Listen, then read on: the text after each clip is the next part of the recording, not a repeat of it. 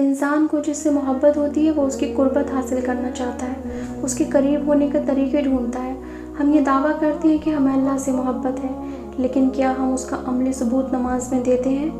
अल्लाह ताला ने जब मूसा अलैहिस्सलाम से फरमाया था व अकीमिस्सलात अली ज़िक्री, और नमाज कायम करना मेरे ज़िक्र के लिए, मेरी याद के लिए, तो नमाज कायम करनी थी अल्लाह को याद करने के लिए, दुनिया से कट ऑफ करना था।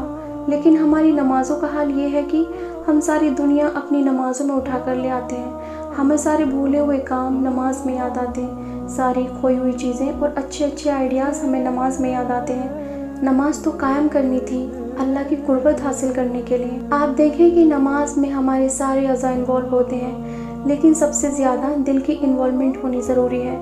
लेकिन हमारा दिल ही नमाज से गाफिल होता है। सहाबा इकराम को नमाज से राहत मिलती थी, लेकिन हमें अपनी नमाज से लज्जत क्यों नहीं मिलती, क्यों बोझ लगती है?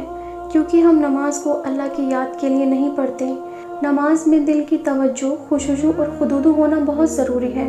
हदीस में आता है कि नमाज के वक्त अल्लाह सुब्हानहू व तआला बंदे के चेहरे के सामने होते हैं, तो अल्लाह ताला इंसान के इतने करीब होते हैं। अगर हम तवज्जो के साथ नमाज पढ़ें तो अल्लाह ताला की रहमत क्यों नहीं जोश मारेगी? लेकिन जब हमारी नमाज ऐसी नहीं होती तो उसका हमारी ज़िंदगी पर भी कोई असर नहीं होता। लिहाजा अपनी नमाज़ों की क्वालिटी को बेहतर करें। उसका हल ये है कि नमाज के तर्जुमे पर गौर करें और जैसे ही इधर उधर का ख्याल आए तो फ़ौरन झटक दें, उसको एंटरटेनमेंट नहीं करें। हम एक जगह से शुरू होते हैं और कहाँ से कहाँ पहुँच जाते हैं, पूरी नमाज ख़त्म हो जाती है, हमें पता ही नहीं चलता।